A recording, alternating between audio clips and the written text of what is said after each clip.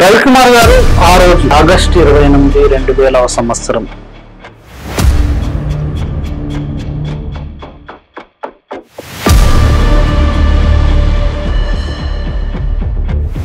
ఏం జరిగింది ఉదయం? తెలుగు ప్రజల జీవితాల్లో చీకట్లు నింపడం కోసం బషీర్బాగ్ ఫ్లైఓవర్ నుంచి అసెంబ్లీ వైపు పోవాలనేటువంటిది. కాల్పులు గతంలో ఎప్పుడైనా జరిపితే ఒక రూల్ ప్రకారం ఒకళ్ళ కింద కాల్చాలని గుండెలకు గురిపెట్టి కాల్చిన విధానం ప్రజలెన్నుకున్న ప్రభుత్వం. ఆ కాల్పులు కూడా ప్రజల గుండెల్లో. ఆ రోజు చనిపోయిన వ్యక్తులకు సంబంధించి కామ్రేడ్ సత్తెనపల్లి రామకృష్ణ, విష్ణువర్ధన్ రెడ్డి, బాలస్వామి వీళ్ళందరూ యువకులు. ఆ ఉద్యమం ప్రపంచ బ్యాంకు విధానాలకు వ్యతిరేకంగా Chandrababu Naidu Andhra Pradesh state electricity board KPSEB అని ఉండేదాన్ని 3 భాగాలుగా చేశారు. ప్రైవేట్ వాళ్ళకి అప్పగించాలనే ఈ రాష్ట్రానికి చాలా తీవ్రమైన నష్టం చేస్తారు. ఇంత ప్రమాదాన్ని, ప్రపంచ బ్యాంకు విధానాల ప్రమాదాన్ని ముందే పసిగట్టింది ఎవరు? అసలు ఆ ఉద్యోగం ఎట్లా స్టార్ట్ చేశారు? ఎన్ని రోజుల పాటు జరిగింది? ఎట్లా స్పందించారు పబ్లిక్? కొంతమంది ఓట్లు వేస్తే 98, 99 మంది రైతుల పోరాటం గెలిచి వెనక్కిపోయిన దాంట్లో వ్యవసాయ చట్టాలతో పాటు విద్యుత్ చట్టం కూడా ఉంది. అయితే మెడ మీద వేలాడుతున్న కత్తి. ది సుందర్ అన్ఫిల్టర్డ్ పోడ్కాస్ట్ కి స్వాగతం. ఈ రోజు మనం తెలుగు రాష్ట్రాల్లోనే మరవలేని ఒక పోరాటం గురించి మాట్లాడుకుందాం. అది సరిగ్గా ఆగస్టు 28, 2000వ సంవత్సరం. అక్కడ జనం, రాష్ట్రంలో ఉన్న జనమంతా వచ్చి, అన్ని ప్రాంతాల నుంచి వచ్చి అసెంబ్లీ వైపు వెళ్తున్న సందర్భం. సరిగ్గా అసెంబ్లీకి వెళ్లి తమ డిమాండ్ల కోసం అడగడానికి వెళ్తున్న సందర్భంలో తుపాకీ తోటాలు వేరినాయి. 3 చనిపోయినారు, అనేక మంది గాయపడ్డారు.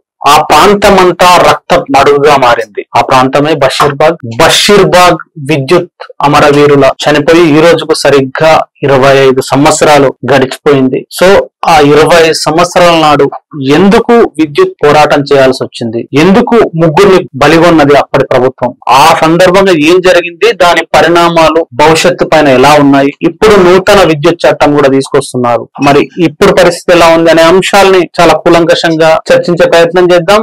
ఈ రోజు మన పాడ్కాస్ట్ కి అతిథిగా వచ్చారు ప్రముఖ విశ్లేషకులు బండారు రవికుమార్ గారు. ఆయనకు స్వాగతం చెప్తాం. నమస్తే రవికుమార్ గారు. నమస్తే. రవికుమార్ గారు, ఆ రోజు ఆగస్టు 28, 2000వ సంవత్సరం ఏం జరిగింది ఉదయం 11 గంటలకు? తెలుగు ప్రజల జీవితాల్లో చీకట్లు నింపడం కోసం ప్రపంచ బ్యాంకు సంస్కరణలు, విద్యుత్ బోర్డు ప్రైవేటీకరణ పేరుతో వచ్చినప్పుడు తెలుగు ప్రజల జీవితాల్లో వెలుగులు నింపటాని కోసం తమ అమూల్యమైనటువంటి జీవితాలను బలి ఇచ్చి ఈ ప్రజల కోసం చేసినటువంటి పోరాటం. అనేక మందికి తుపాకీలకు తూటాలు వెళ్లినాయి. 30 మందికి పైగా తీవ్రంగా తుపాకీ తూటాలతో గాయపడ్డారు. అనేక మందికి లాఠీ చార్జీలో తలకాయలు పగిలినాయి. ఈ ఘటన జరిగింది మీరన్నట్టు 2000వ సంవత్సరం millennium of the year August 28వ తారీఖు ఇందిరా పార్క్ నుంచి చాలా శాంతియుతంగా 9 లెఫ్ట్ పార్టీల ప్రదర్శన ప్రారంభమైంది. ది బషీర్బాగ్ ఫ్లైఓవర్ నుంచి అసెంబ్లీ వైపు పోవాలనేటువంటిది. దాన్ని శాంతియుతంగా డీల్ చేసే అవకాశం చాలా ఉంది. ఆ రోజు ఎవరు కూడా ప్రదర్శనకారుల దగ్గర ఆయుధాలు లేవు. ప్రదర్శనకారులు ఎవరు హింసను రెచ్చగొట్టినటువంటి పరిస్థితి లేదు. కానీ ప్రభుత్వం చాలా ప్లాన్డ్ గా ప్రపంచ బ్యాంకు విధానాల నుంచి వెనక్కి తగ్గాలా,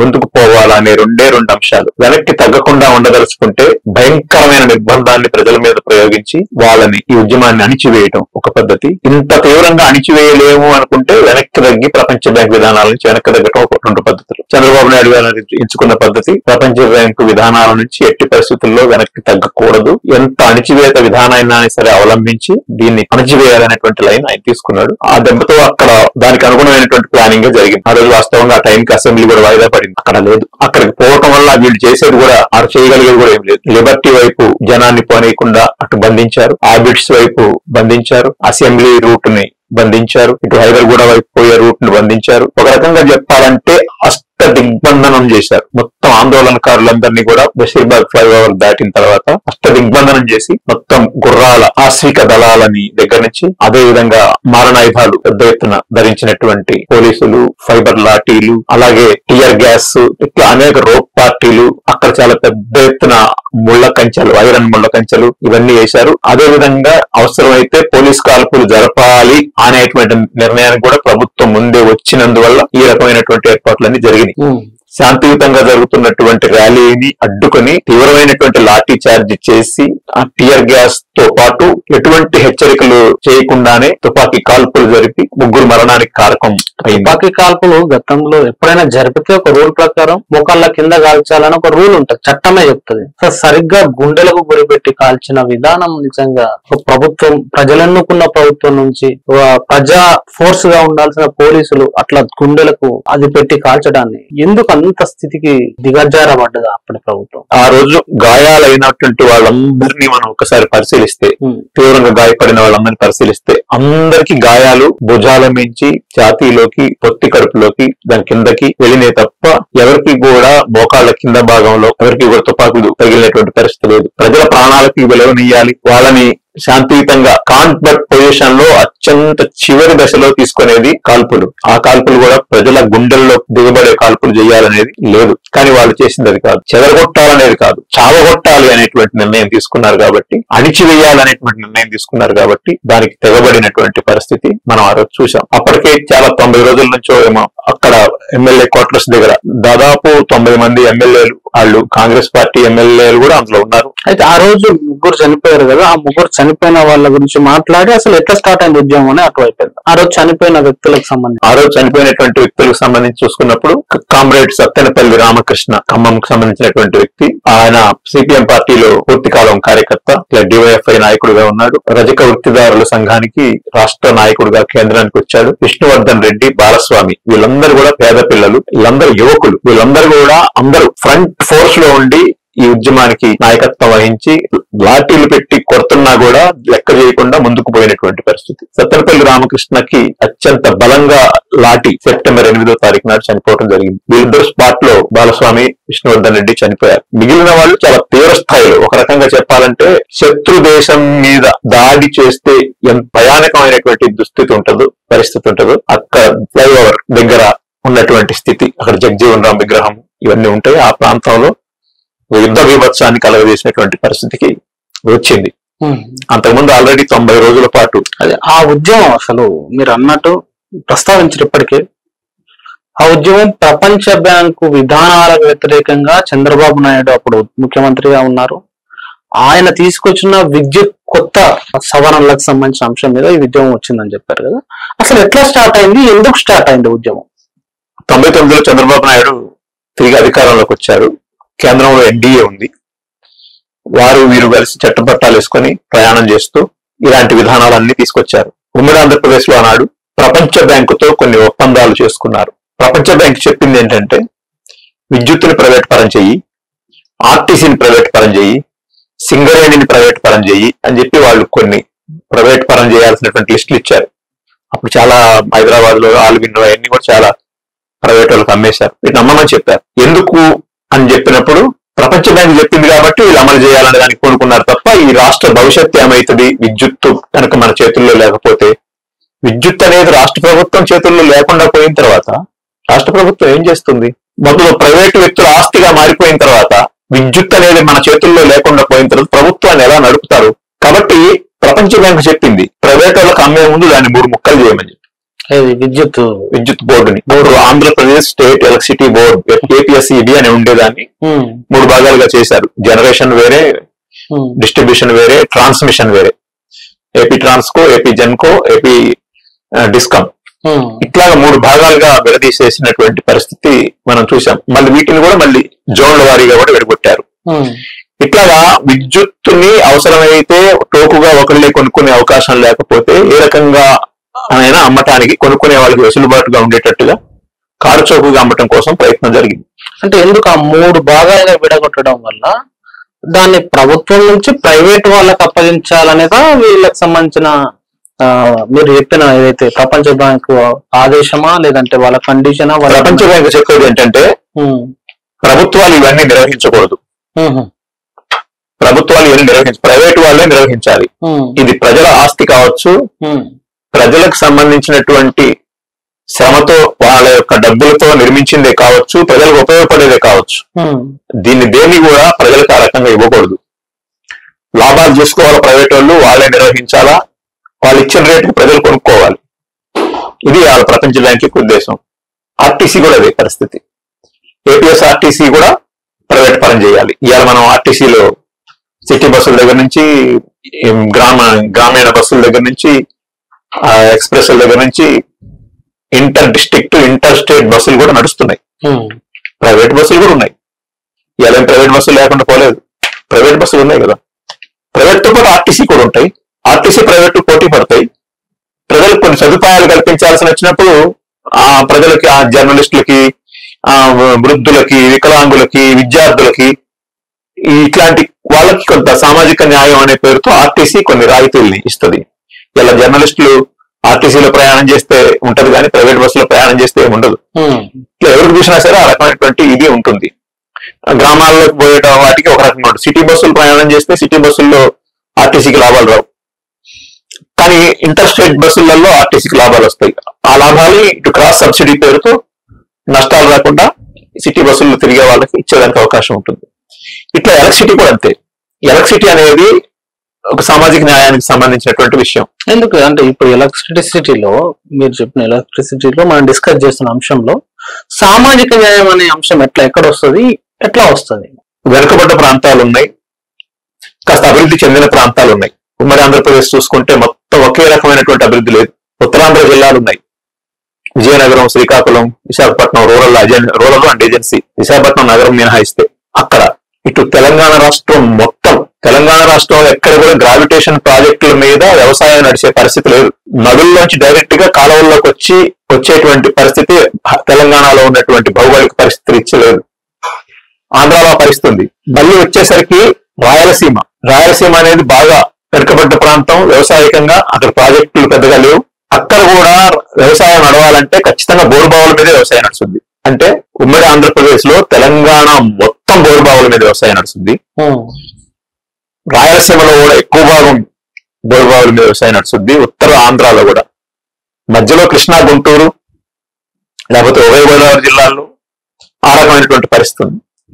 కాబట్టి ఈ మొత్తం సమానం కావాలంటే వ్యవసాయం అనేది వ్యవసాయక రాష్ట్రం కాబట్టి, వ్యవసాయక దేశం కాబట్టి, మొత్తం రైతాంగానికి సమానత్వం రావాలి అంటే, వ్యవసాయం అనేది అన్ని జిల్లాల్లో సమానంగా అభివృద్ధి చెందాలంటే ఖచ్చితంగా ఎక్కడైతే గ్రావిటేషన్ ప్రాజెక్టులు, నీటిపారుదల ప్రాజెక్టులు లేవో అక్కడ భూగర్భ జలాలను తీసుకొచ్చి ప్రాజెక్టులు నిర్మించాల్సిన పరిస్థితి వస్తుంది. లిఫ్ట్ ఇరిగేషన్ నిర్మించాల్సి వస్తుంది. బోర్ బావులు ఒకటే కాదు, తెలంగాణలో చాలా ప్రాజెక్టులు ఉన్నాయి. ఇప్పుడు దేవతలు కావచ్చు, దుమ్మగూడెం కావచ్చు, అనేక ప్రాజెక్టులు ఉన్నాయి. ఈ ప్రాజెక్టులు మొత్తం లిఫ్ట్ ఇరిగేషన్ పద్ధతుల్లోనే నీళ్ళని కింద నుంచి అప్పులోకి తీసుకొస్తున్నారు. బోర్బావులు ఒకటే కాదు. ఈ వ్యవసాయం ఇప్పుడు గనక విద్యుత్తు గనక లేకపోతే తెలంగాణ ఎడారి అయిపోతుంది. తెలంగాణలో ఏ ఒక్క రైతు కూడా వ్యవసాయం చేయలేడు. ఇక తెలంగాణలో వ్యవసాయం రైతులు చేస్తున్నారు అంటే దానికి కారణం ఉచిత విద్యుత్. ఉచిత విద్యుత్ అంటే ఏదో రైతులను ఉద్ధరించడం కోసం, రైతుల కోసం, వ్యవసాయం కోసం తెచ్చింది కాదు. అది ఆహార భద్రత, సామాజిక న్యాయంలో ఆహార భద్రత కూడా ఉంది. ప్రజలందరికీ తిండి గింజలు దొరకాలంటే, అది కూడా సరసమైన ధరకి దొరకాలంటే, ప్రజలందరికీ సరిపడినన్ని ఆహార ధాన్యాలు మనం పండించుకోవడమే కాకుండా విదేశాలకు కూడా ఎగుమతి చేసి విదేశీ మారక ద్రవ్యాన్ని మన భారతదేశానికి రప్పించుకోవాలంటే, ఆ రకంగా కూడా భారతదేశం మిగులు సాధించాలంటే అంతర్జాతీయ వ్యాపారంలో కూడా మనది వ్యవసాయక దేశంగా వ్యవసాయం కీలకమైంది. కేవలం ప్రాజెక్టుల మీదే కాదు, ఈ రకమైన లిఫ్ట్ ఇరిగేషన్ మీద కూడా అవకాశం ఉంటుంది. ఈ రోజు తెలంగాణ 10 ఏళ్ల క్రితంతో పోల్చినప్పుడు, 20 ఏళ్ల క్రితంతో పోల్చినప్పుడు ఇవాళ లక్షల టన్నుల ఆహార ధాన్యాలను పండించగలుగుతూ ఎగుమతి చేయగలుగుతున్నటువంటి పరిస్థితి ఉంది. కాబట్టి ఈ దేశం ఆకలి చావుల నుంచి లేదంటే ఆహార అభద్రత నుంచి బయటపడాలంటే రైతాంగానికి, వ్యవసాయ రంగానికి ఇది ఇవ్వాలి. ఇది ఇవ్వటం వల్ల వచ్చిన నష్టం ఏమి లేదు. ప్రైవేటు రంగంలో గనక విద్యుత్తు ఉంటే ఎట్టి పరిస్థితుల్లో విద్యుత్తుని ఇచ్చే పరిస్థితి లేదు, విద్యుత్తుని ఇవ్వరు వాళ్ళు. ఎందుకంటే చాలా ఎక్కువ రేటు కొనుక్కోవాల్సిన పరిస్థితి ఉంటది. ప్రభుత్వం చేతిలోనే కరెంట్ ఉందనుకోండి, ప్రభుత్వం ఉత్పత్తి చేస్తుంది కాబట్టి అదనంగా ఏదైనా ఖర్చు అయితే వ్యవసాయ రంగానికి ఇవ్వటం వల్ల ఆ డబ్బులు రాష్ట్ర బడ్జెట్ లో కొంత కేటాయింపులు చేస్తుంది. ఈ విద్యుత్ పోరాటం కంటే ముందు ఉచిత విద్యుత్ ఉందా? ఉచిత విద్యుత్ కి విద్యుత్ పోరాటానికి ఉన్న లింక్ ఏంటి? అంటే విద్యుత్ పోరాటంలోనే అనేక అంశాలు ముందుకొచ్చాయి. ఉచిత విద్యుత్ ఇవ్వాలనేది అప్పుడు వెనుకబడ్డ ప్రాంతాలకు ఉచిత విద్యుత్ ఇవ్వాలని అప్పటికే చాలా పోరాటాలు నడుస్తున్నాయి. ప్రధానంగా కమ్యూనిస్టులు, లెఫ్ట్ పార్టీలు ఉచిత విద్యుత్ రైతాంగానికి ఇవ్వాలి, వెనుకబడ్డ ప్రాంతాలను కాపాడాలని పెద్ద ఎత్తున పోరాటం చేస్తున్నారు. చంద్రబాబు నాయుడు ఏమంటాడంటే, ఒకవేళ గనక రైతులకు ఉచిత విద్యుత్ ఇస్తే కరెంటు తీగల్లో కరెంటు ప్రవహించదు, ఆ తీగల్ని బట్టలు ఆరేసుకోవడానికి కూడా పనికిరావు. ఉతికిన బట్టలు ఆరేసుకుంటాం కదా, ఆరేసుకుంటానికి మామూలు తీగలు వాడతాం, కానీ కరెంట్ ప్రవహించే తీగల్లో కూడా ఉచిత విద్యుత్ దానికి కూడా పనికిరావు ఈ కరెంట్ అనేది ఆయన చెప్పాడు. విద్యుత్ ఉద్యమం చెప్పింది ఏంటంటే, ఆనాడు విద్యుత్ రంగ నిపుణులు, పోరాట యోధులు, లెఫ్ట్ పార్టీలు, మేధావులు వీళ్ళందరూ చెప్పింది ఏంటంటే, అంత లేదు, మీరు చెప్పినంత పరిస్థితి లేదు, ఉచిత విద్యుత్ వ్యవసాయానికి ఇవ్వచ్చు, ఇలా ఇవ్వచ్చు అని చెప్తే ఆయన అలా వాదించాడు. ఎట్లా ఇవ్వచ్చు అని మీరు సూచించినారు లెఫ్ట్ పార్టీలు కానీ ప్రజా సంఘాలు కానీ? క్రాస్ సబ్సిడీయా? క్రాస్ సబ్సిడీ ఉంటుంది. ఇప్పుడు పరిశ్రమలకి, భారీ పరిశ్రమలకి విద్యుత్ ఇస్తారు, కుటీర పరిశ్రమలకు విద్యుత్ ఇస్తారు, హై టెన్షన్ విద్యుత్ ఉంటుంది. ఇది కాకుండా సంపన్న వర్గాలకి, కొద్ది డబ్బులు ఉన్న వాళ్ళకి ఉచిత విద్యుత్తుకు ఒక రేటు ఉంటుంది, యూనిట్ రేటు. మిడిల్ క్లాస్ వాళ్ళకి ఒక రేటు ఉంటుంది. 200 యూనిట్ల కంటే లోపు కరెంటు వాడే వాళ్ళకి ఒక రేటు ఉంటుంది. కొంత సబ్సిడీ అంటే బలహీన వర్గాల వాళ్ళకి, గిరిజన దళిత వర్గాలకు సంబంధించినటువంటి వాళ్ళకి సబ్సిడీ కూడా ఉంటుంది. ఇన్ని రకాలుగా ఉంటుంది. క్రాస్ సబ్సిడీ ఇస్తారు. ఇది కాకుండా ప్రభుత్వం కూడా కొంత బడ్జెట్ లో, ఎందుకంటే ప్రభుత్వానికి ఆదాయం వస్తుంది కదా, వ్యవసాయం బాగా డెవలప్ అయితే, వ్యవసాయం ద్వారా ఆహార ధాన్యాల ఉత్పత్తి పెరిగితే, అది ఎగుమతులు అయితే, అది వినియోగంలోకి వస్తే, అమ్మకాలు, కొనుగోళ్లు, ట్రాన్స్పోర్ట్ ఇదంతా వచ్చిన తర్వాత దీంట్లో ప్రభుత్వానికి బోలెంత ఆదాయం వస్తుంది.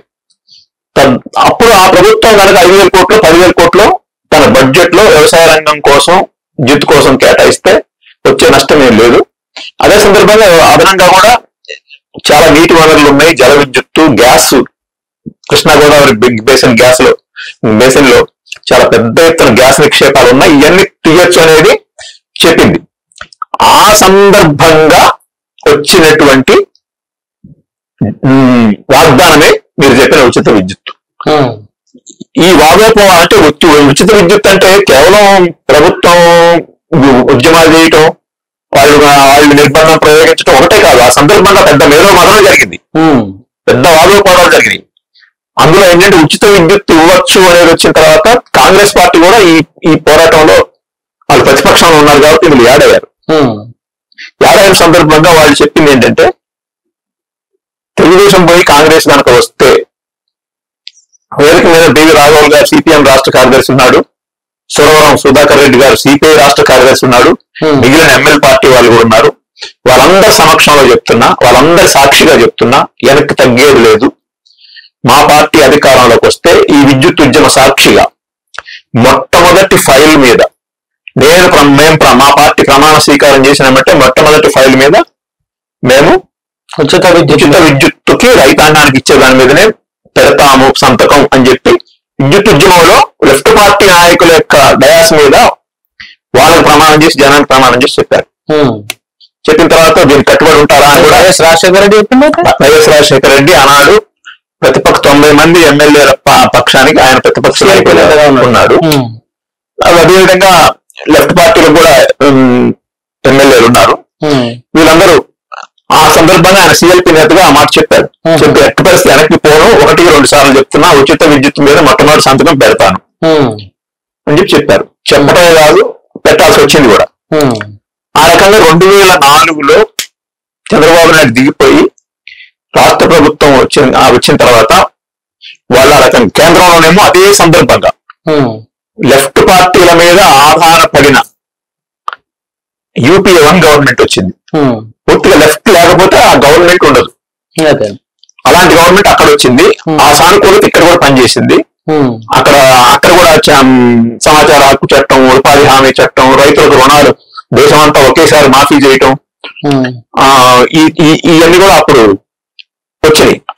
ఇక్కడ మీరు చెప్తున్న అంశంలో ప్రజలకు ఉపయోగపడే అంశాన్ని పక్కన పెట్టి ప్రపంచ బ్యాంక్ అనుకూలంగా కొన్ని విధానాలను తీసుకొని పోతా ముందుకెళ్లిన చంద్రబాబును ప్రజా పోరాటాలు, ముఖ్యంగా ఈ విద్యుత్ ఉద్యమం ఇంటి పంపిణీలో కీలక పాత్ర వహించింది అంటారు. అది వాస్తవమేనా?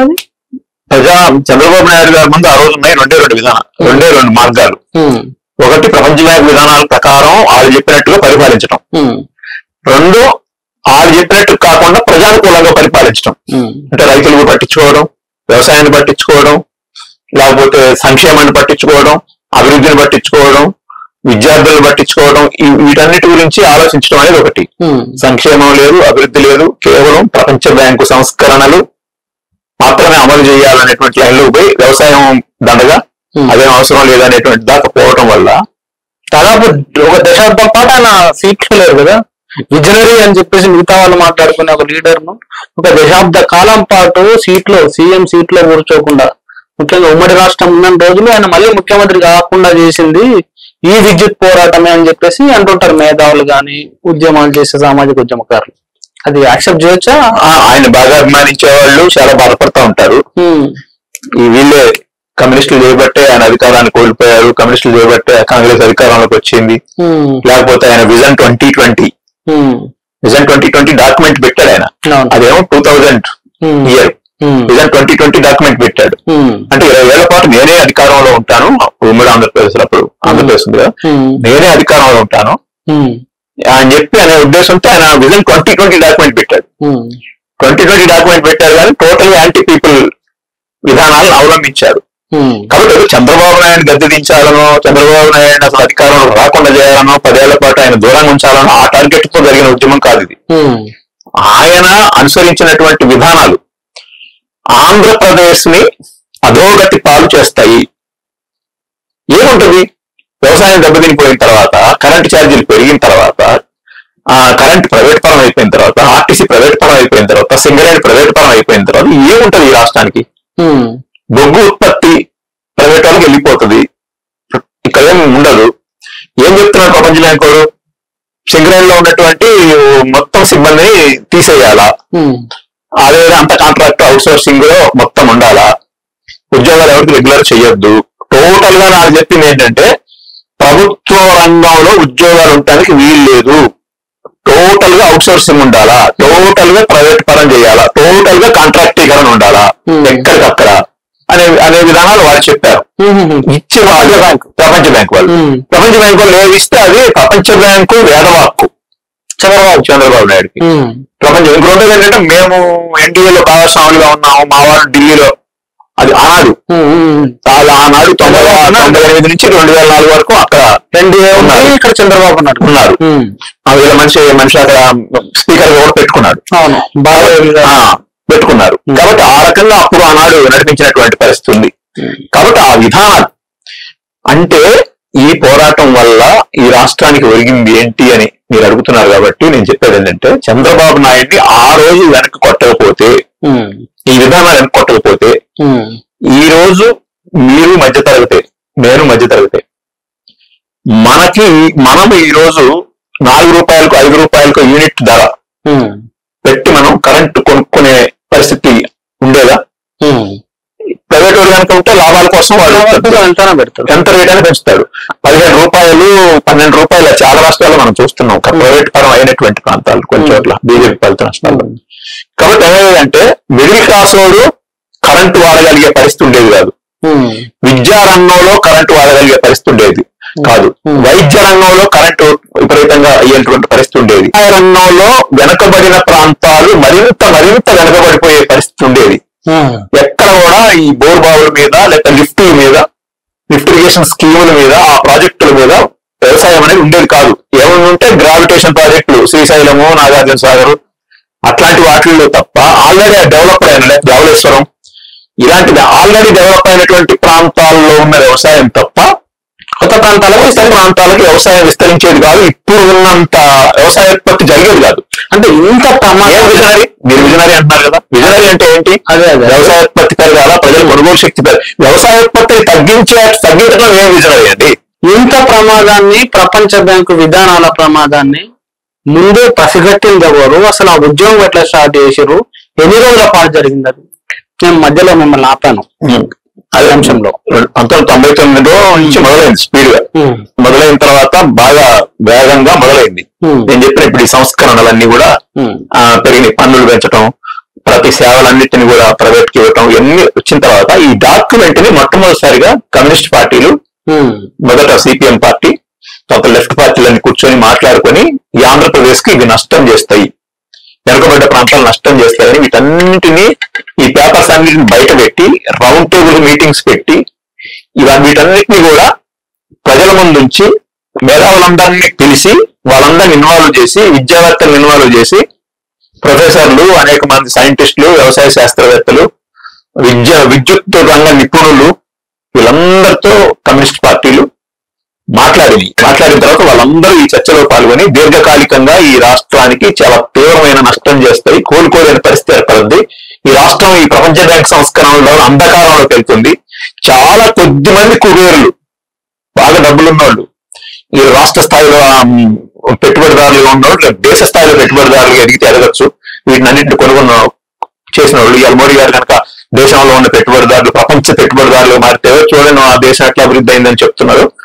ఆ రకంగా తయారయ్యేది. ఆ రకంగా తయారు కాకుండా ఈ రాష్ట్రాన్ని ఈ రోజు ఈ మేరకైనా ఈ విద్యుత్తును కాపాడి, ఈ ఆర్టీసీని కాపాడి, సింగరేణిని కాపాడి, ఇంకా అనేక రకాల ప్రభుత్వ రంగ సంస్థలను కాపాడటం ద్వారా ప్రజలకి ప్రజా రవాణా వ్యవస్థ ఉంది.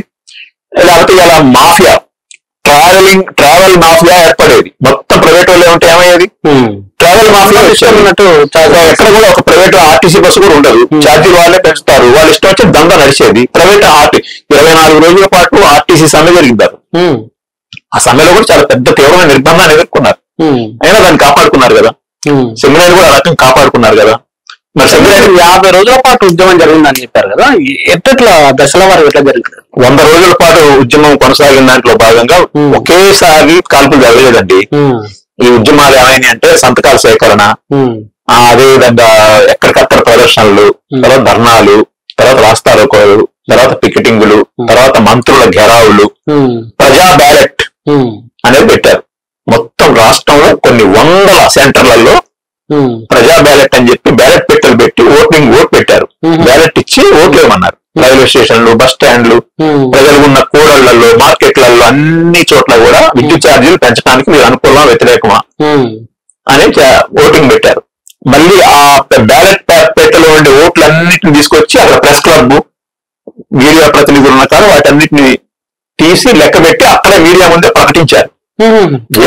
ఎట్లా స్పందించారు పబ్లిక్? 90 మంది, 100 మంది ఓట్లు వేస్తే 98, 99 మంది మేము ఈ భారాన్ని మొయ్యలేము, ఇది వ్యతిరేకం అని చెప్పేది ఎక్కడన్నా ఒకటి అలా వేసి ఉంటారేమో తప్ప మాక్సిమం 98% ప్రజలు ఈ విద్యుత్ ఛార్జీల పెంపుకు వ్యతిరేకంగా వాళ్ళు ఓటేసిన పరిస్థితి ఉంది. దాన్ని ప్రజా బ్యాలెట్ అంటాం. ఒకరోజు బిజిలీ బంద్కు పిలిపించారు, అది గొప్ప పిలుపు. మీ ఇంట్లో ఉన్న కరెంటుని మీరే బంద్ చేసుకోండి. ఎంతసేపు? 8 గంటల నుంచి 9 గంటల వరకు. మొత్తం ఎవరు అందరూ ఇళ్లలో మీరే స్వచ్ఛందంగా బంద్ చేసుకోండి అని పిలిపించారు. ఇది ఎట్లా సక్సెస్ అయిందని కొంతమంది చాలా మంది ఆందోళన చెందారు. కానీ విచిత్రమైన విషయం ఏంటంటే ఆంధ్ర, తెలంగాణ, రాయలసీమ అనేది లేకుండా మొత్తం అన్ని ఇళ్లలో ఎవరికి వాళ్ళే వాళ్ళ ఇంట్లో ఉన్నటువంటి కరెంటుని వాళ్ళే బంద్ పెట్టుకుని పాటించారు. బయటకు వచ్చి రోడ్ల దగ్గరికి వచ్చి చూస్తే ఎక్కడ కూడా ఇళ్లలో మొత్తం కరెంట్ పోయిన వాళ్ళు ఇల్లు ఎట్లా ఉంటాయో ఆ రకంగా ఉన్నాయి. తర్వాత అంతకు తాకుండా ప్రజలు ఏం చేశారంటే బయట స్ట్రీట్ లైట్లకు సంబంధించిన స్విచ్లు ఉంటాయి కదా, వాళ్ళు వాటిని కూడా ఆపారు. ఆపడంతో మొత్తం బిజిలీ బంద్ అనేది అత్యంత పిలుపు పేరు బిజిలీ బంద్. ఆ పిలుపు కూడా చాలా బ్రహ్మాండంగా సక్సెస్ అయింది. ఈ దాని తర్వాత ఏం చేశారంటే ఎమ్మెల్యేలందరూ ఎమ్మెల్యే క్వార్టర్స్ దగ్గర నిరాహార దీక్షలు కూర్చున్నారు. దాంతో అది ఇంకా వేడెక్కింది. ఇవన్నీ మంత్రులు మా ఎక్కడ వెళ్ళినా జిల్లాల్లో ఏ ఊరు పోయినా మంత్రి పోలేని పరిస్థితి. చంద్రబాబు నాయుడు కూడా ఏదన్నా ఊరు పోవాలంటే అక్కడ ఉన్న వాళ్ళందరూ అరెస్ట్ చేసి వెళ్ళేటోడు. ఆయన కూడా ఆ మీటింగ్ లో ఎవరో ఒకళ్ళు లేచి ఛార్జీలు తగ్గించాలని చెప్పి ప్రైవేటీకరణకు వ్యతిరేకంగా నినాదాలు చేసినటువంటి పరిస్థితి ఉండేది. మంత్రులు, ఎమ్మెల్యేలు, ఎంపీలు ఎవరు కూడా తెలుగుదేశం పార్టీకి సంబంధించిన వాళ్ళు, బీజేపీ పార్టీకి సంబంధించిన వాళ్ళు ఎవరు కూడా పోలేని పరిస్థితికి వచ్చింది. ఇది ఆనాడు ఉన్నటువంటి పరిస్థితి. దాని కొనసాగింపుగా ఇందాక నేను చెప్పినటువంటి చలో అసెంబ్లీ జరిగిన తర్వాత కూడా ఈ విద్యుత్ పోరాటం కొనసాగింది. చలో అసెంబ్లీ కాల్ప తర్వాత ఇంత రక్తసిక్తమైన తర్వాత ముగ్గురు చనిపోయిన తర్వాత మళ్ళీ కొనసాగింది. 28వ తారీఖు కాల్పులు జరిగినాయి కదండి.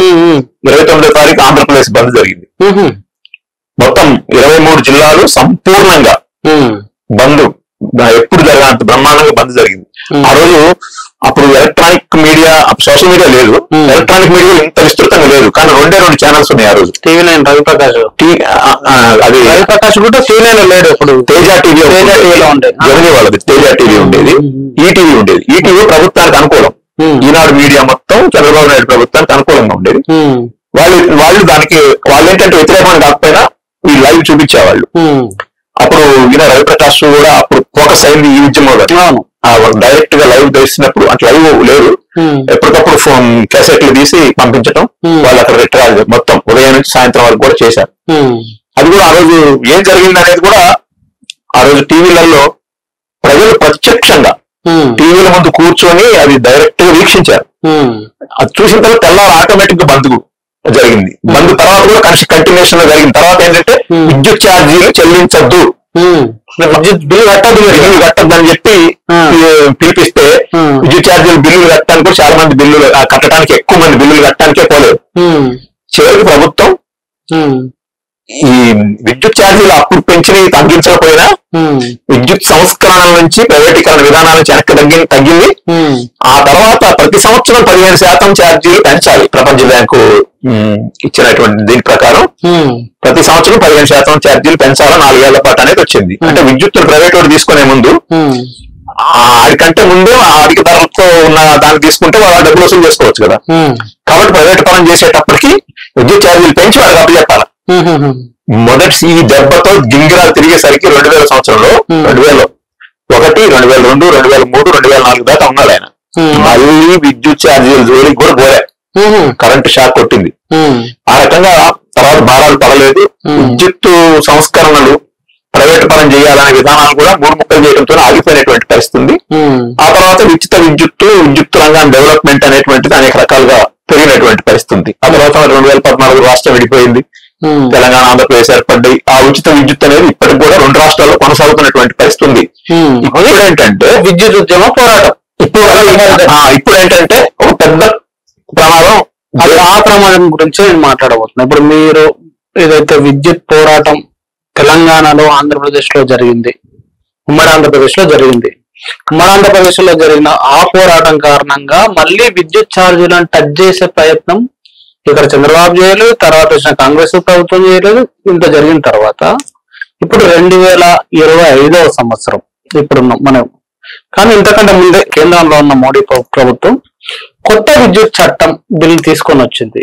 దాని ద్వారా మళ్ళీ మీరు ఏదైతే ప్రపంచ బ్యాంకు విధానాలకు అనుకూలంగా చంద్రబాబు నాయుడు ఆంధ్రప్రదేశ్ లో తీసుకొస్తే ఇంత పెద్ద ఎత్తున ఉద్యమం వచ్చిందని చెప్తున్నారు. మరి మోడీ అలాంటి ప్రమాదకరమైన బిల్లునే దేశవ్యాప్తంగా తీసుకొస్తున్న సందర్భంలో మరి ఇక్కడ వచ్చిన చైతన్యం గాని, ఇక్కడ వచ్చిన తిరుగుబాటు గాని, ఇక్కడ వచ్చిన వ్యతిరేకత గాని ఇప్పుడు ఏది కనిపిస్తలేదు. అంటే అప్పుడున్న ప్రమాదం ఇప్పుడు లేదనా? అసలు ఎట్లా అర్థం చేసుకోవాలి, ఏంటి ఆ బిల్లు కూడా కొంచెం డీటెయిల్ చెప్తారా మా ప్రేక్షకుల కోసం? నూతన విద్యుత్ చట్టం తీసుకొచ్చారు. అదేంటంటే విద్యుత్ బోర్డులన్నీ రాష్ట్ర ప్రభుత్వాల యాజమాన్యంలో ఉన్నాయి. ఏపీఎస్ఈబి, టిఎస్ జెన్కో, అంటే అక్కడ ఏపీఎస్ఈబి లేదు, టిఎస్ జెన్కో ఉంది, ఏపీ జెన్కో ఉంది, టిఎస్ ట్రాన్స్కో ఉంది, ఏపీ ట్రాన్స్కో ఉంది, టిఎస్ డిస్కామ్ ఉంది, ఏపీ డిస్కామ్ ఉంది.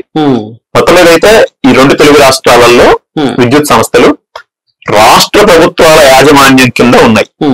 కొత్త చట్టం ద్వారా ఇప్పుడు కేరళ విద్యుత్ బోర్డు, కర్ణాటక విద్యుత్ బోర్డు, తమిళనాడు విద్యుత్ బోర్డు, ఇట్లా మొత్తం విద్యుత్ బోర్డులన్నీ కూడా రాష్ట్రాల పరిధిలో ఉంది. దానివల్ల ఏమైతుందంటే రాష్ట్రాల పరిధిలో ఉండటం వల్ల రాష్ట్రాలు వాటిని డెవలప్ చేస్తున్నాయి, ఉత్పత్తిని పెంచుతున్నాయి, వాటికి నిధులు కేటాయిస్తున్నాయి.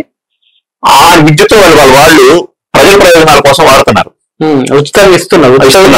విద్యుత్ అనేది రకరకాల పద్ధతుల్లో మంచినీళ్ల స్కీములు, తక్కువ రేటుకి మంచినీళ్లు అందించాలా రాష్ట్ర ప్రభుత్వాలు ఆ బాధ్యత తీసుకున్నాయి. తక్కువ రేటు మంచినీళ్ల స్కీములు విద్యుత్ ద్వారానే కదా ట్యాంకుల్లోకి సప్లై అయ్యేది, వాటి నుంచి కిందకి డిస్ట్రిబ్యూట్ అయ్యేటువంటి పరిస్థితి కూడా ఉంటది. కాబట్టి మంచినీళ్లు అందించాలి, వ్యవసాయం తిండి తిప్పలు పండించాలి, అదేవిధంగా విద్యా రంగానికి ఇవ్వాలి. ఇవన్నీ ఉన్నప్పుడు బడుగు బలహీన వర్గాలకి, కాలనీలకి తక్కువ రేటుకి ఇవ్వాలి. ఇవన్నీ ఏదైతే ఉందో ఇవన్నీ గవర్నమెంట్ స్థాయిలో నిర్వహిస్తా ఉన్నారు. కేంద్రం ఏమంటుందంటే సెంట్రలైజేషన్ ఆఫ్ పవర్ సెక్టార్ అంటే ఇప్పుడు డిసెంట్రలైజేషన్, రాష్ట్రాల నుంచి అధికారాలు రాష్ట్రాల చేతుల్లో ఉన్నటువంటి పవర్ సెక్టార్ మొత్తాన్ని కూడా కేంద్రమే తీసేసుకుంటది. అప్పుడు ఉచిత విద్యుత్ ఉంటే రాష్ట్రాలు ఉచిత విద్యుత్ లేదు, ఏ విద్యుత్ లేదు, మొత్తం కేంద్ర ప్రభుత్వం చేతుల్లో విద్యుత్ మొత్తం వెళ్ళిపోతుంది. వెళ్ళిపోయి కేంద్ర ప్రభుత్వం ఎందుకు చేయాలా? కేంద్ర ఏం సంబంధం అసలు అంటే కేంద్ర ప్రభుత్వం కూడా బడా పెట్టుబడిదారుల డైరెక్షన్ లో, IMF, ప్రపంచ బ్యాంక్ డైరెక్షన్ లో అది కూడా నడుస్తా ఉంది. సో చంద్రబాబు నాయుడు ఏదైతే 25 ఏళ్ల క్రితం 25 ఏళ్ల కింద వేసింది ఇప్పుడు మోడీ చేస్తున్నాడు, తీసుకొస్తున్నారు. సెంట్రలైజేషన్ ఆఫ్ పవర్ సెక్టర్ జరిగిన తర్వాత జరిగేది ఏంటంటే ప్రైవేటైజేషన్ ఆఫ్ పవర్ సెక్టర్. అదానీలు అంతా రెడీగా ఉన్నారు పవర్ సెక్టార్ మొత్తాన్ని ఖతం చేయడానికి. కాబట్టి విదేశీ పెట్టుబడిదారులు ఎవరైతే ఉన్నారో వాళ్ళు ఈ పవర్ సెక్టార్ ని మింగేయాలని చూస్తున్నారు. మోడీ గారికి పవర్ సెక్టార్ ప్రైవేటు వాళ్ళకి ఇవ్వాలి అనే కోరిక బలంగా ఉన్నా కూడా ఎందుకు ఇవ్వలేకపోతున్నాడంటే ఆయన చేతిలో లేదు పవర్ సెక్టార్, రాష్ట్రాల చేతుల్లో ఉంది.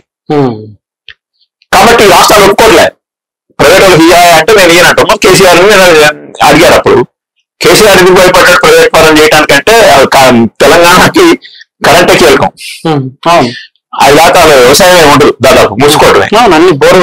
అప్పుడు చెప్పారు మేము అసలు మీటర్లు పెట్టేది లేదు, 4 మీటర్లు పెట్టమని అడిగారు. మీటర్ కరెంటు ఎంత రైతులు ఎంత వాడుతున్నారు అనేది మీటర్లు పెట్టాలా, నీళ్లు కొలవాలంటున్నాడు, దానికి ఎవరు ఒప్పుకోవట్లేదు. కాబట్టి ఈ సెంట్రలైజేషన్ ప్రైవేటైజేషన్ కి వాళ్ళు ఒక యాక్ట్ తీసుకొచ్చారు. మీరు ప్రతిఘటన లేదన్నారు కదా, కరోనా టైంలో ఈ చట్టాలన్నీ తీసుకొచ్చారు. విద్యుత్ చట్టం, మన నూతన వ్యవసాయ 3 నల్ల చట్టాలు తీసుకొచ్చారు. దాంట్లో కరోనా బాగా ఉన్న రోజుల్లోనే చలికాలం రైతులందరూ లక్షల మంది రైతులు దేశ రాజధానిలో ఢిల్లీలో కూర్చొని సంవత్సరం పాటు 2020 నుంచి 2021 నవంబర్ వరకు కూడా వాళ్ళు ఆందోళన చేశారు. ఆ తర్వాత యూపీ ఎన్నికలు వచ్చినాయి దగ్గరికి. యూపీ ఎన్నికలు దగ్గరలో ఉన్నాయి. యూపీ మీద బాగా ప్రభావం పడి బీజేపీ ఓడిపోయే పరిస్థితి వచ్చింది. జమిలీ ఎన్నికలు అయితే ఆ పరిస్థితి ఉండేది కాదు, ఎప్పటికప్పుడు ఎన్నికలు ఉంటున్నాయి కాబట్టి ప్రభుత్వం కూడా ఆయనకు తగ్గాల్సిన పరిస్థితి ఉంటుంది. అప్పుడు ఏం చేసిందంటే ఈ 3 నల్ల చట్టాలు ఏవైతే ఉన్నాయో వ్యవసాయ నల్ల చట్టాలు, ఈ చట్టాలు మేము విత్డ్రా చేసుకుంటున్నాం అని చెప్పారు. రైతులు అప్పుడు పోరాడిన దాంట్లో కూడా నూతన విద్యుత్ చట్టం, ఇది రైతాంగానికి వ్యవసాయ రంగానికి మరణ శాసనం, దీన్ని వెనక్కి తీసుకోవాలని చెప్పి రైతాంగం చేసిన డిమాండ్లలో అది కూడా ఉంది. పెద్ద పోరాటం జరిగిన దాంట్లో ఈ చట్టం ఇది కూడా ఉంది. కాబట్టి ఈ చట్టం అనేది తాత్కాలికంగా ఆనాడు యూపీ ఎన్నికల కోసం అయితేనేమి ప్రజల యొక్క ప్రతిఘటన పెద్ద ఎత్తున ఉండటం వల్ల వాళ్ళ రైతులందరినీ కలిస్తానే ఉగ్రవాదులు అన్నారు, రకరకాలుగా వాళ్ళని చేశారు. అయినా కూడా చివరికి రైతుల పోరాటం గెలిచింది. రైతుల పోరాటం గెలిచి వెనక్కి పోయిన దాంట్లో వ్యవసాయ చట్టాలతో పాటు విద్యుత్ చట్టం కూడా ఉంది. అయితే విద్యుత్ చట్టం అనేది ఈ దేశ ప్రజల యొక్క మెడ మీద వేలాడుతున్న కత్తి, వేలాడుతూనే ఉంది. ఏ టైంలోనా కత్తి మీద పడొచ్చే అవకాశం ఉంది. కాబట్టి ఈ విద్యుత్ మొత్తం, ఈ దేశంలో ఉన్న విద్యుత్ మొత్తం సెంట్రలైజేషన్ ఆఫ్ పవర్ సెక్టార్ పేరుతో చట్టం చేసుకొని కూర్చున్నాడు. దాన్ని ఎప్పుడైనా సరే అమలు చేసుకునే దానికి సిద్ధంగా ఉన్నాడు. మొన్నేమో కాస్త ఆయనకి సీట్లు బాగా తక్కువ వచ్చి బయట పార్టీ మీద ఆధారపడే పరిస్థితి వచ్చింది. ప్రజల్లో వ్యతిరేకత ఉంది అనేది గమనించింది. కానీ ప్రజా ప్రతిఘటన కూడా ఉంది.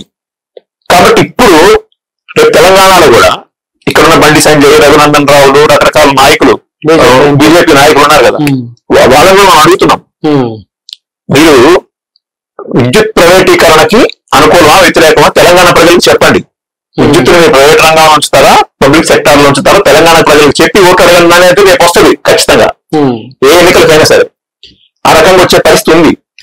కాబట్టి వాళ్ళు మేము అధికారంలోకి వస్తామన్నా కూడా మొన్న అసెంబ్లీ ఎన్నికల్లో వాళ్ళు దేశంలో రాలేకపోయారు. కాబట్టి ఏంటంటే తెలంగాణ ప్రజల ముందు కూడా రేపు ఉన్నటువంటిది, రేపు ఆంధ్ర ప్రజల మీద ఉన్నటువంటి, తెలుగు ప్రజల మీద ఉన్నటువంటిది ఏంటంటే ఆనాడు 25 ఏళ్ల క్రితం ఈ రాష్ట్రం అంధకారం కాకుండా ఉండటం కోసం ఎలా పోరాటం చేసి తెగించి పోరాటం చేశారో ఆ రకమైనటువంటి పోరాట స్ఫూర్తిని మళ్ళీ మళ్ళీ ఢిల్లీ కేంద్రంగా 2020-21 సంవత్సరాల్లో రైతులు చేశారు. ఈ పోరాటాల కొనసాగింపు అనేది దేశవ్యాప్తంగా వచ్చి ఈ దుర్మార్గమైనటువంటి విధానాలను తిప్పి కొట్టకపోతే మన దేశం, మన ప్రజలందరూ మన ఆత్మహత్యకి గురైనటువంటి పరిస్థితికి వస్తుంది. కాబట్టి దీన్ని తిప్పి కొట్టాల్సినటువంటి అవసరం ఉంది. కాబట్టి 25 ఏళ్ల క్రితం జరిగిన విద్యుత్ ఉద్యమం, 5 ఏళ్ల క్రితం జరిగినటువంటి ఢిల్లీలో జరిగినటువంటి రైతుల పోరాటంలో రైతులు గెలిచారు. మోడీ వెనక్కి ఆయన టీవీ ముందుకు వచ్చి ఉదయమే నేను ఈ 3 చట్టాలు వెనక్కి తీసుకుంటున్నాను. మోడీ తగ్గింది ఆ విషయంలో. ఒక్క చట్టమే పార్లమెంట్ తగ్గి మాట్లాడిండు. నేను ఈ మంచి కోసం తీసుకొస్తున్నాను, కానీ ప్రజలకి ఇది అర్థం కావట్లేదు అంటే ఆయన నేను తప్పు చేశాను అంటలే. అందుకే అది ఆ ప్రమాదం ఉంది. ఇంకా నేను తప్పు చేశాను, దిద్దుకుంటున్నా అనలే. నేను మంచి చట్టం ఏది ఇచ్చా కానీ ప్రజలు అర్థం చేసుకోలేదు, రైతులు అర్థం చేసుకోలేదు. కాబట్టి అర్థం చేసుకుంటారు ఎప్పుడో ఒకప్పుడు నేను ఎందుకు తీసుకొచ్చాను, కాబట్టి ఇప్పుడు వెనక్కి వెళ్తున్నాను అని చెప్పిండు. కాబట్టి ఆ వ్యవసాయ చట్టాలు కానీ ఇవి కానీ అన్ని ప్రమాదకరంగా ఉన్నటువంటి పరిస్థితి ఉంది. కాబట్టి వీటన్నిటి మీద ప్రజలు, ఈ దేశంలో ఉన్న ప్రజలు 80% మంది హిందువులే కదా, హిందువుల పార్టీ అని చెప్తున్నారు. కోఇన్సిడెంట్ ఇక్కడ 25 ఏళ్ల కింద అదే చంద్రబాబు నాయుడిని గద్దెదించింది విద్యుత్ పోరాటం. అదే 25 ఏళ్ల తర్వాత అదే చంద్రబాబు లేకుంటే కేంద్రంలో ప్రభుత్వం లేదు ఇప్పుడు.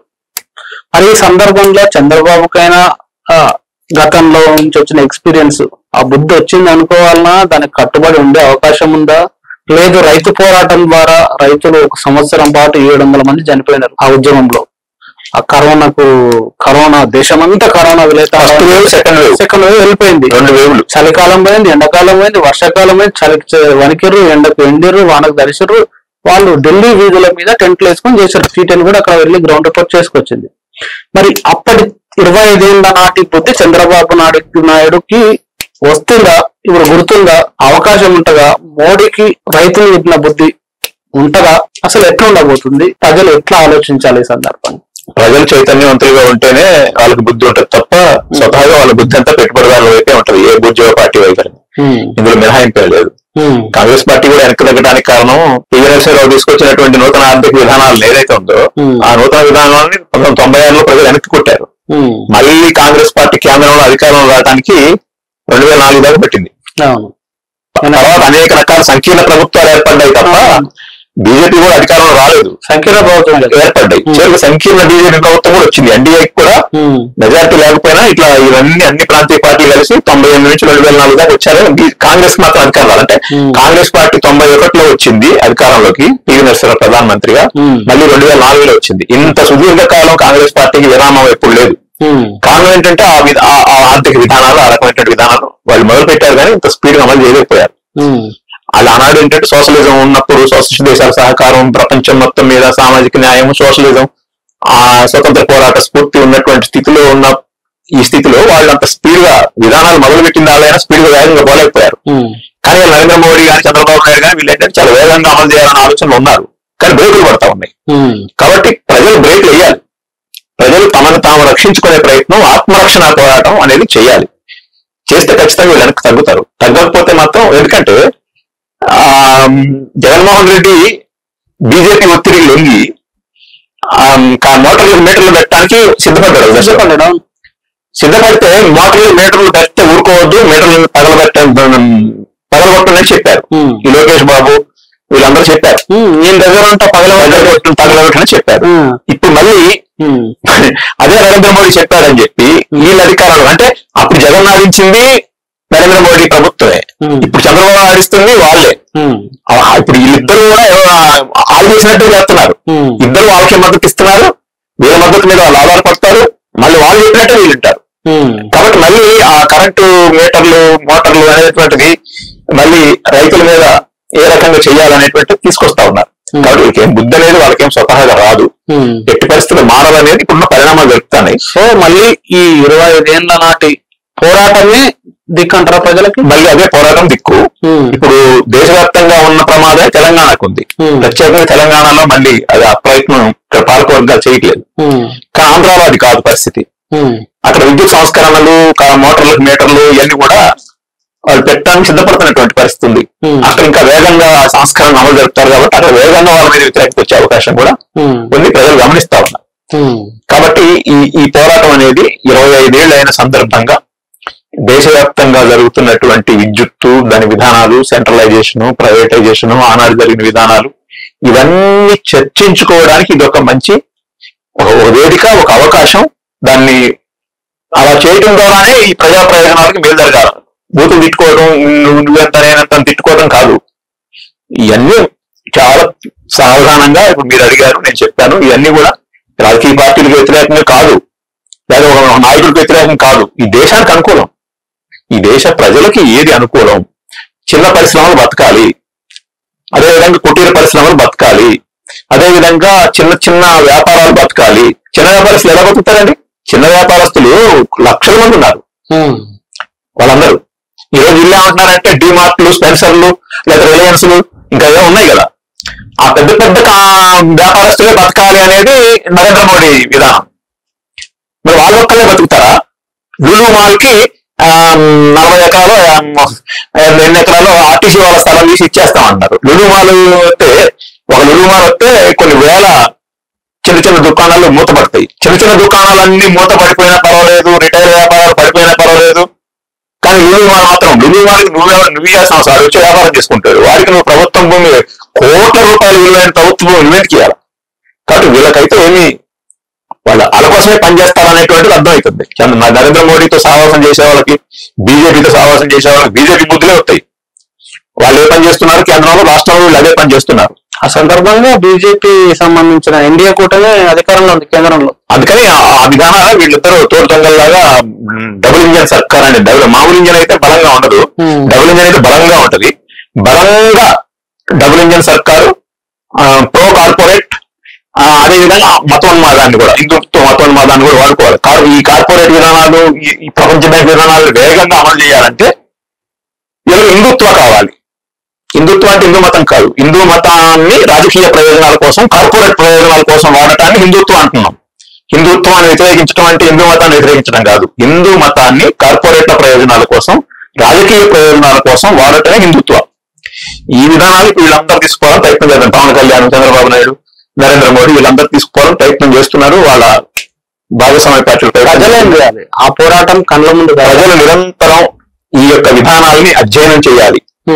ఫేక్ న్యూస్ ని పసిగట్టాలి, తప్పుడు ప్రచారాలని పసిగట్టాలి. ఏది ఫేక్, ఏది నిజం, సోషల్ మీడియాలో వస్తున్న ప్రచారాలని పసిగట్టాలి. తమకు నిజంగా ఏది ప్రమాదం, పంజాబ్ రైతులు, హర్యానా రైతులు, ఆ చుట్టుపక్కల ఉన్నటువంటి రైతాంగం ఏదైతే ఉన్నారో, ఎట్లయితే షార్ప్ గా గమనించారో ఆ పద్ధతుల్లో గమనించాలి. గమనిస్తున్నారు, గమనిస్తారు, ఖచ్చితంగా తిప్పి కొడతారు. ప్రజల యొక్క చైతన్యం ఎంతకాలం మతం మత్తులో మెజారిటీ మతం అనే దాన్ని వాళ్ళ మీద రుద్ది, హిందూ మతం ప్రమాదంలో ఉందని చెప్పి కృత్రిమంగా వాళ్ళని భయపెడుతూ, వాళ్ళని ఎల్లకాలం మతం పేరుతో ఈ విధానాలను పరిశీలించకుండా చేసి ఇలా ప్రజల యొక్క మైండ్ ని ఎల్లకాలం డైవర్ట్ చేసి పరిపాలన చేద్దామంటే కుదరదు. కాబట్టి ఇవాళ హిందీ బెల్టే అత్యంత వెనుకబడిందంటే, ఆ హిందీ బెల్ట్ లో కూడా వీళ్ళ ప్రజల్ని, డబుల్ ఇంజన్ సర్కారుని సహించలేనటువంటి పరిస్థితి వస్తున్న తర్వాత ఖచ్చితంగా ప్రజలు మేల్కొంటారు. కాకపోతే మతం అనే దాన్ని రాజకీయాల కోసం వాడుకుంటున్నారు కాబట్టి కొంచెం అది లేట్ అవుతుంది. లేట్ అయినా ఇంకా లేటెస్ట్ గా అది డెవలప్ అవుతుంది, తిప్పి కొడుతుంది అనే దాన్ని కూడా మనం గమనంలో పెట్టుకోవాలి. Thank you very much Bandaru Ravikumar గారు. Thank you. ప్రజలారా విన్నారు కదా, ఈ విద్యుత్ పోరాటానికి 25 ఏళ్ళు ఇప్పటికీ నడుస్తున్నాయి. సో ఈ సందర్భంగా కూడా ప్రమాదం తప్పిపోలేదు.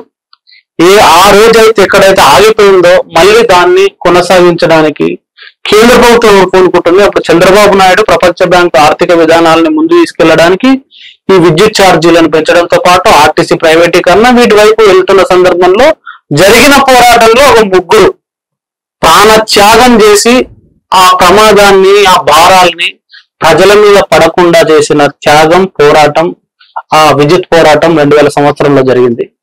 ఇప్పుడు 2025వ సంవత్సరం కూడా సేమ్ అక్కడనే ఉన్నాం. మళ్ళీ విద్యుత్ చట్టం వచ్చింది. రాష్ట్ర ప్రభుత్వాల చేతిలో నుంచి కేంద్రం తీసుకోవాలనేది చూస్తుందనేది బండారు రవికుమార్ గారు చాలా స్పష్టంగా చెప్పారు.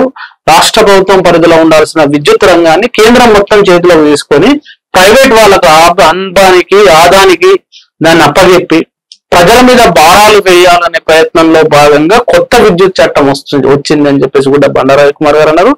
ఈ నేపథ్యంలో అనేక అంశాలని, ఆ సందర్భంగా జరిగిన త్యాగాలని, పోరాటాలని, ప్రజలు ఎట్లా ఎదుర్కొన్నారనే అంశాలని కూడా చాలా చెప్పారు. దాంతోపాటు ఇప్పుడు జరుగుతున్న ప్రమాదాన్ని, అదేవిధంగా మతం పేరుతో ఎట్లా దాన్ని కప్పిపుచ్చే ప్రయత్నం చేస్తున్నారు అనే అంశాలను కూడా చాలా స్పష్టంగా బండారు రవికుమార్ గారు మన ముందు ఈ పాడ్కాస్ట్ లో చాలా క్లియర్ గా వివరించారు. మరి ఆయన చెప్పిన అంశాలపైన తప్పకుండా ప్రతి ఒక్కరూ చర్చించాలి, ప్రతి ఒక్కరూ ఆలోచించాలి, ప్రతి ఒక్కరూ స్పందించాలని ది సుందర్ అన్ఫిల్టర్డ్ పాడ్కాస్ట్ సందర్భంగా ప్రజలను విజ్ఞప్తి చేస్తున్నాము. తప్పకుండా మీ కామెంట్ రాయండి. Thank you very much. చూస్తున్నాం అండి.